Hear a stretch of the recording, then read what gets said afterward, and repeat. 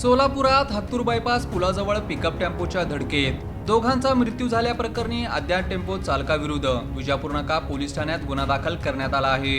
हा अपघात 2 जून रोजी पहाटे 3 वाजण्याच्या सुमारास घडला होता।